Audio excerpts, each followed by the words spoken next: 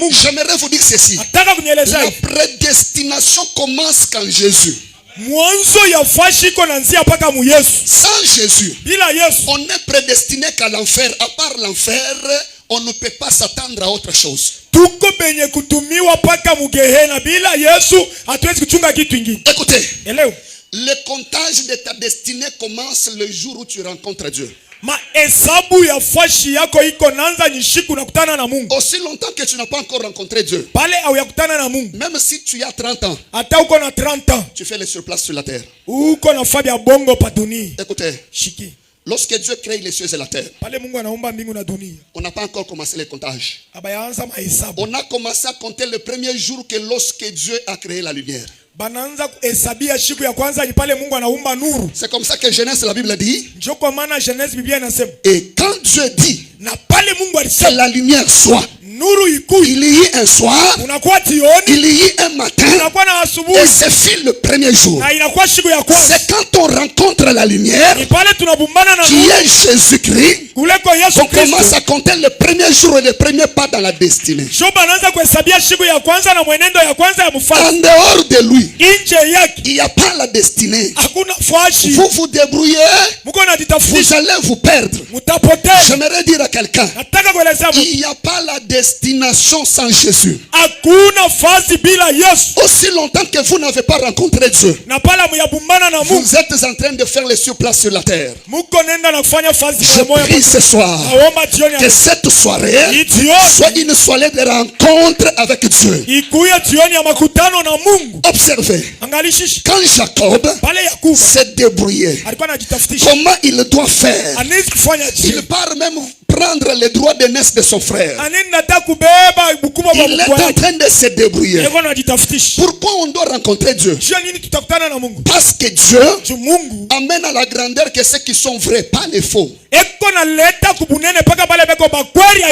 C'est comme ça que quand Jacob grandissait, il grandissait avec la casquette de l'escroquerie. Il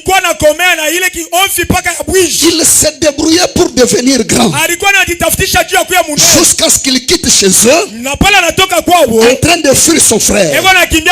Mais cette nuit-là, il fait une rencontre exceptionnelle. Il rencontre une présence redoutable. Mais pendant qu'il combattait, cet homme lui pose la question: quel est ton nom? Tu t'appelles comment? Je vous rappelle cette question. Il y a les années en arrière que son propre père l'a posé la question, il a menti. Quand son père Isaac lui pose la question: qui es-tu? Il a dit: je suis Esaü.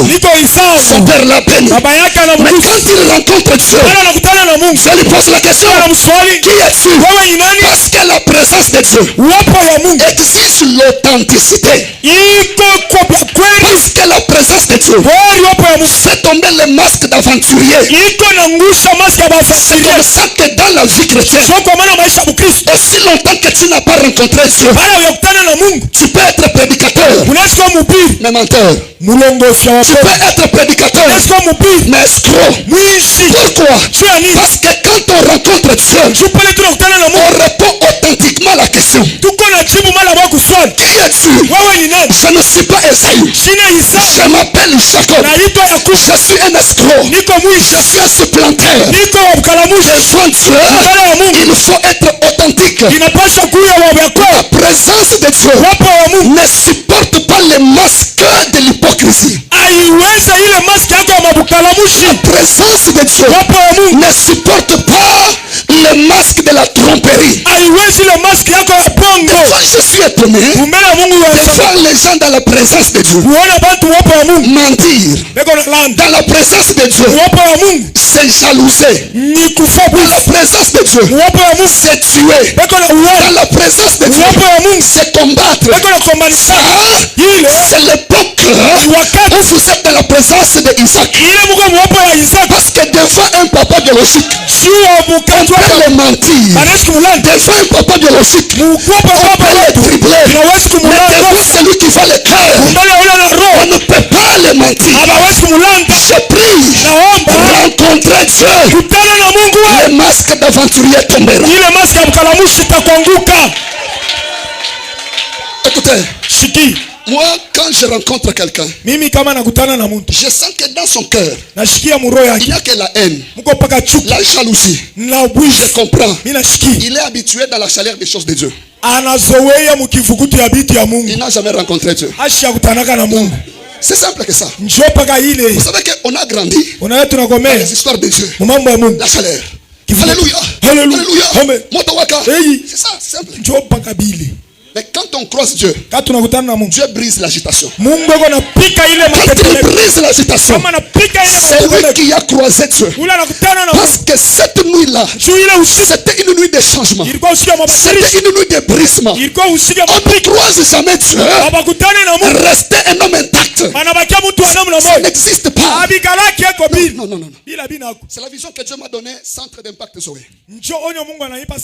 Chaque contact ou rencontre avec Dieu, ça brise quelqu'un.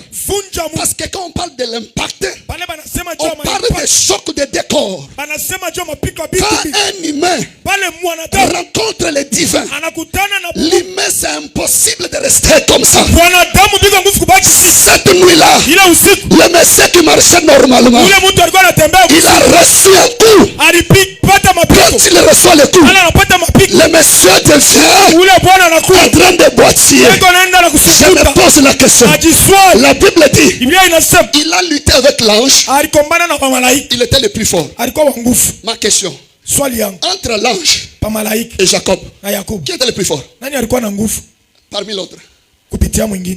Qui a gagné la bataille de la nuit là? Hein? Non, c'est pas Jacob. L'ange est rentré normalement en train de marcher. Jacob là. Mais comment on dit? Ils ont lutté la nuit. Mais Jacob est sorti vainqueur. C'est quoi ces choses ici? Ça veut dire quoi? Ça veut dire ceci. Ta capacité de te faire vaincre par Dieu te donne le billet que Dieu te donne sa place. Parce qu'il est dit ceci en Deutéronome. Quand un homme se bat avec son prochain et qu'il arrivait à le rendre handicap, cet homme qui l'a rendu handicap doit prendre sa charge jusqu'à la fin de sa vie.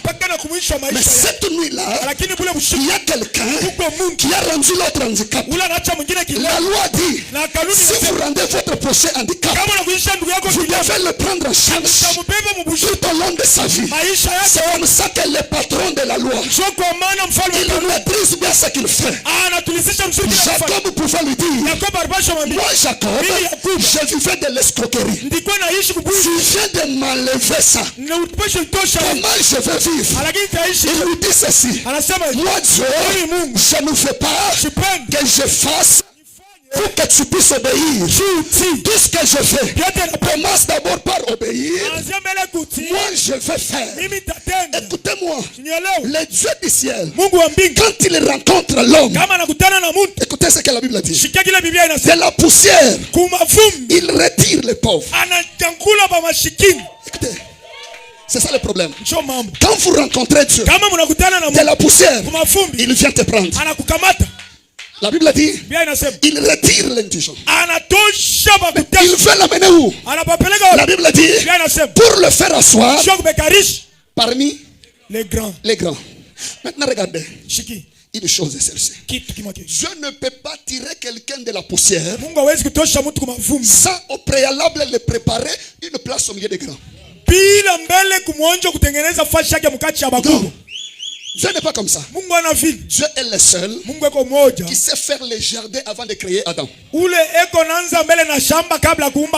que le Dieu que nous prions n'est pas un Dieu qui se débrouille pour te laisser debout en te disant attends que je prépare la place pour te faire asseoir. Non, non, non. J'entends les hommes dire la provision, la vision vient avant la provision, c'est ça? Ma vision n'a pas la provision. Non. Avec Dieu, Dieu donne d'abord la provision. Après, il donne la vision. vision. Voilà pourquoi l'agneau a été immolé avant. Vous savez pourquoi? Quand les mages ont quitté l'Orient, les commentateurs disent entre l'Orient et Jérusalem, ils ont fait 11 mois. Je vous pose la question. Une grossesse fait combien de mois? Ça fait 9 mois. Ça veut dire les mages ont vu l'étoile avant qu'on puisse concevoir Jésus dans le ventre. Écoutez-moi, ce matin je prie, ce soir je prie. Quand Dieu te prend, il te prend de la petitesse. Il sait, au milieu des grands, il y a que deux choses. Quand vous entendez Dieu dire, dans cette famille, je vais élever quelqu'un, que ceux qui sont élevés fassent attention. Parce qu'il y a des choses. Soit au milieu des grands, il y a une chaise vide.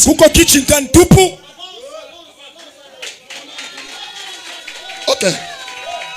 Maintenant, au cas où il n'y a pas une chaise vide, lis-moi Job chapitre 34 verset 24. Lisez-moi ça vite.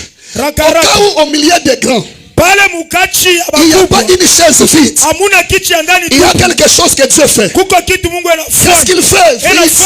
Job chapitre 34. Il brise les grands sans information. Okay, attends. Une autre version dit, il desserre la ceinture du grand sans information. C'est-à-dire ceci. Au milieu des grands, Dieu se décide. Il dit, toi, c'est terminé. Voilà pourquoi ces jours-là, Dieu a desserré la ceinture de Hérode sans l'information. C'est comme ça que quand les mages viennent, ils arrivent chez Hérode. Ils posent la question. Hérode, bonjour. Où est le roi des Juifs? Il vient de naître. Je vous ai dit, c'est anormal d'arriver en RDC, de trouver Papa Fati. Vous lui posez, Papa Fati, bonjour. Où est le président de la République démocratique du Congo qui vient de naître? S'il est colérique, il va te gifler. Parce que vous vous adressez à lui. Cette question veut dire, viens Hérode. Au moment où je te parle, Dieu a desserré sa